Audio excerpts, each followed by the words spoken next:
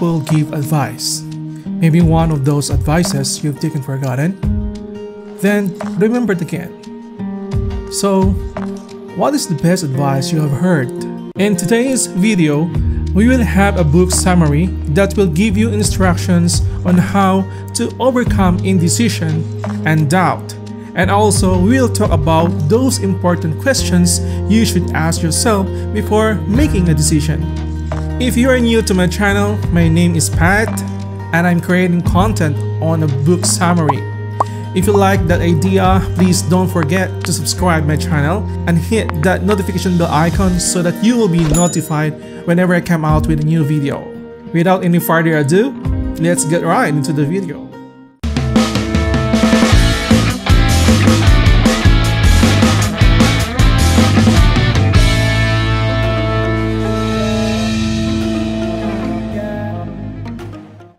Do the next right thing. The wisdom of Jesus. In Luke 5, Jesus performs two well-known miracles, cleansing a leper and healing a paralytic at Capernaum. 3 chapters later, he adds an even greater achievement to this already impressive list, raising Jairus' daughter from the dead. Now, after miracles of this sort, you'd expect Jesus to share some very wise words to the cured. Instead, what he says sounds rather commonplace, if not trite. To the leper, he orders, "Don't tell anyone, but go, show yourself to the priest." Do not say anything to anyone. Go, show yourself to the priest. Let them inspect you and see that you are cleansed. The paralyzed man, he says, "I tell you, get up, take your mat, and go home." I say to you, my son, rise, pick up your bed, and go home. And finally, to Jairus and his wife, after resurrecting their daughter, he suggests, give her something to eat. Let her be given something to eat.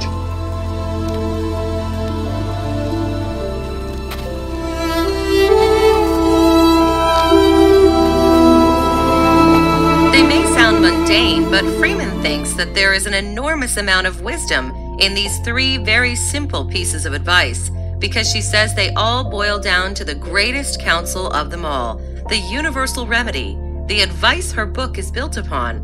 Do the next right thing. Rather than a life plan, a clear vision, or a 5-year list of goals, the leper, the paralytic, and Jairus and his wife were given clear instructions by Jesus about what to do next, and only next, writes Freeman. Then she wonders if Jesus knew something about our addiction to clarity, and whether what he wanted to say to these people was something stated in the big book of Alcoholics Anonymous. We earnestly pray for the right ideal, for guidance in each questionable situation, for sanity, and for the strength to do the right thing. In other words, most of us make our present choices based on a plan about the future, and usually it is quite a long and clear plan. However, clear long-term plans always get muddled and never work out, and the future has no reality of its own until it eventually arrives. Nobody is capable of living tomorrow, so why don't we start making our decisions regardless of it? Become a soul minimalist. Minimalism is not that you should own nothing, but that nothing should own you, wrote Josh Becker in his highly influential book on simple living, The More of Less. In The Next Right Thing, Freeman suggests that this should also become your decision-making motto. According to conservative estimates, we make no less than 35,000 decisions every day, over 200 of them on food alone. Unfortunately, many of them are made by others in our stead. Think of it this way. If you don't know which brand of tissues you're going to buy, you will probably buy the one that first pops into your mind when you go to the store.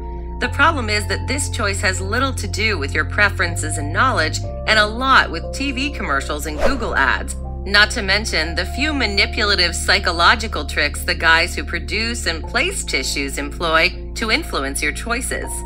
In other words, although you think you're the one making the choice, your choice is being made by others in your stead.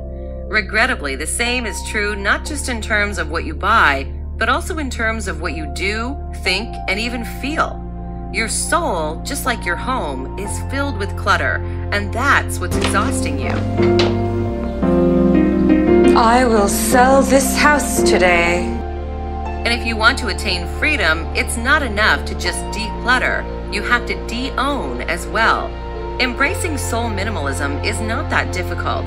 It's a simple two-step process that starts with disabling notifications on your phone. No news, no Instagram, no Facebook, no Twitter, nothing.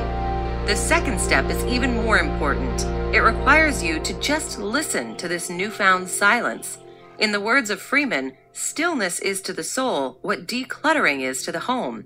If you are carrying an unmade decision, she advises, you have to find a way to push back the distraction of your phone and allow some nothing space to fill the in-between moments.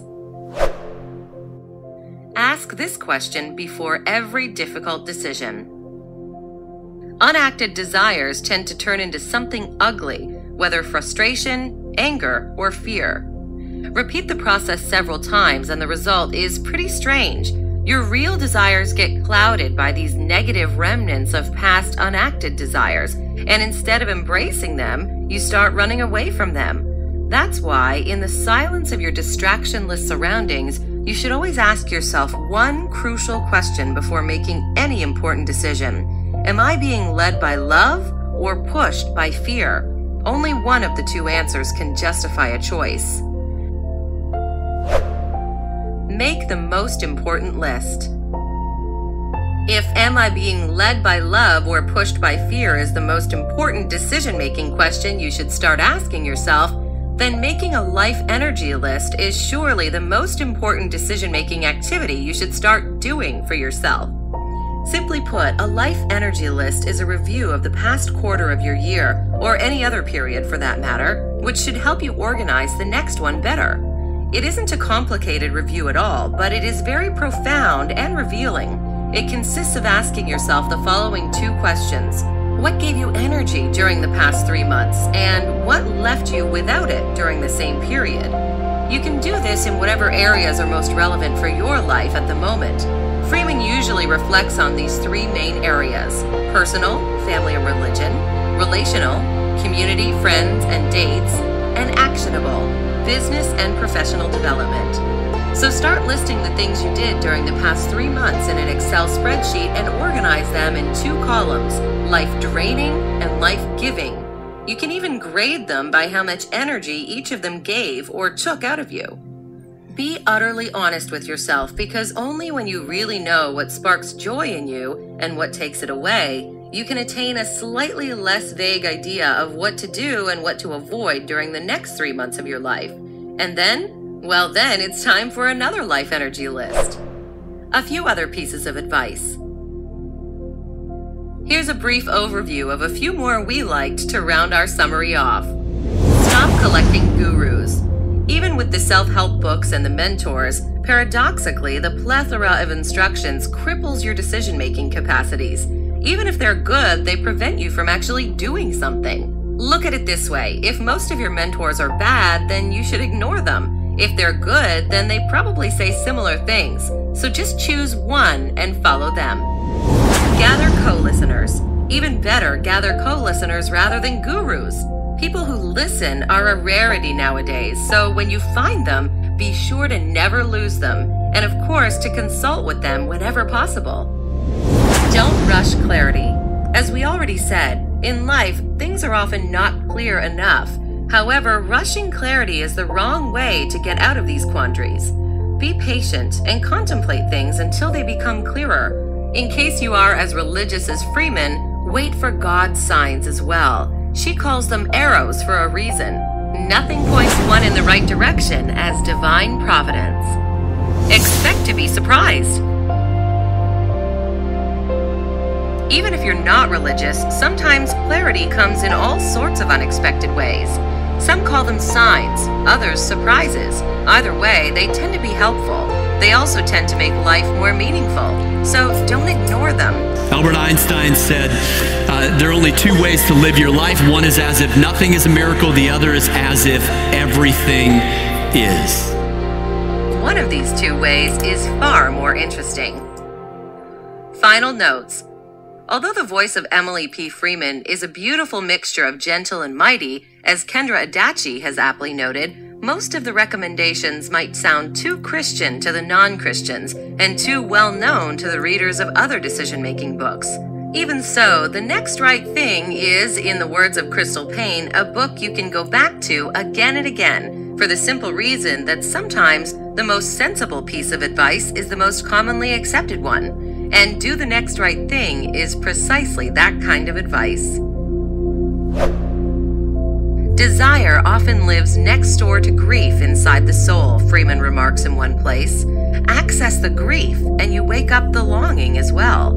It may be painful, but facing it is the only way to transcend pain. Thank you for watching this video. I hope you enjoyed it. Please make sure to hit the like button and make sure to subscribe and turn that bell notification so that you'll be notified whenever I come out with a new video, just like this one. And I hope you enjoyed this video. Please make sure to check out my other videos, and I'm sure you will find extremely informative part of that. Thank you so much for watching. I hope to see you in the next one. Take care.